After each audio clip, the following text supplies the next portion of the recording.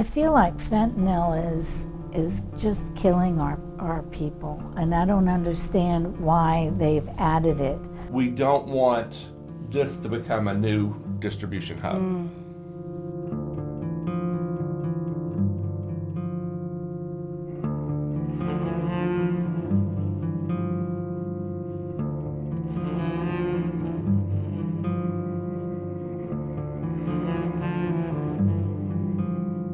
Dr. Joanne Boley moved from Kentucky to Tennessee and opened the Oasis Treatment Center after seeing a growing need for recovery services.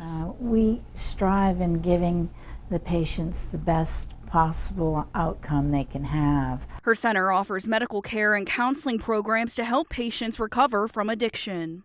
I think if they just take that step, that last step to when they get so far down that they feel like they may be ready, when you have a gentle practitioner who can listen to their problems and why they started on the drugs, that makes them much more comfortable and much more amenable to treatment. Dr. Boley seeing firsthand the impact her services have on recovering addicts. People who want to change their lives.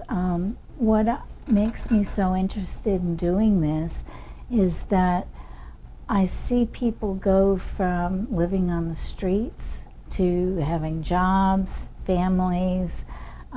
They become normal after just a little while of treatment. People like Chelsea Arnold, a former corrections officer, lending a hand to people in recovery.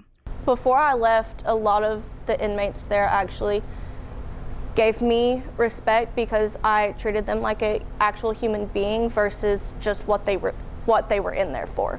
I've been able to see that because I've had family members deal with drug abuse, and I've been able to see like they are actually a person with feelings, and it's not just about them abusing the drugs. They were someone before that, and they are still someone now. Arnold said she witnessed people detoxing while in jail. They kind of try and sleep it off, but most of the time it's hard on them because of the sweats and trying to find that fix and wanting to go back to it, but they can't. But she also saw people ready to make a change in their lives. It's hard for them at first, but once they get through the detox stage, they find out that it's really better for them. And a lot of the times they actually came for me to like give them pamphlets and stuff like that for like rehab facilities.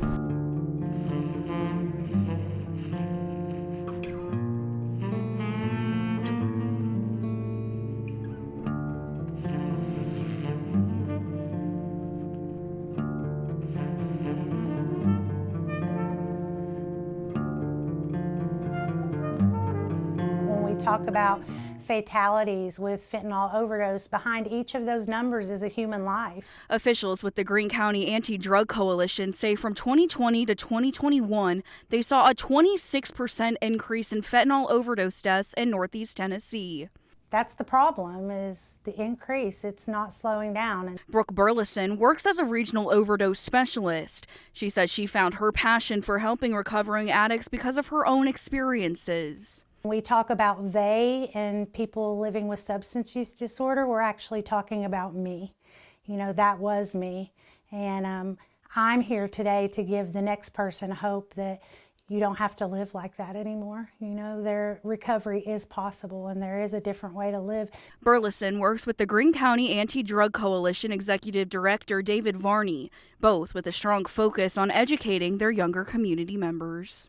Down to 3rd, 4th, and 5th graders now are having their first exposure. So that's where we are trying to concentrate our work today, being a young coalition especially, is to those youth so that they don't start using anything. The hope to end substance abuse and help the people who need it most. In the final part of my special report, Killer High, I hear from community members about their work to end the fentanyl crisis and how they're restoring hope in the community.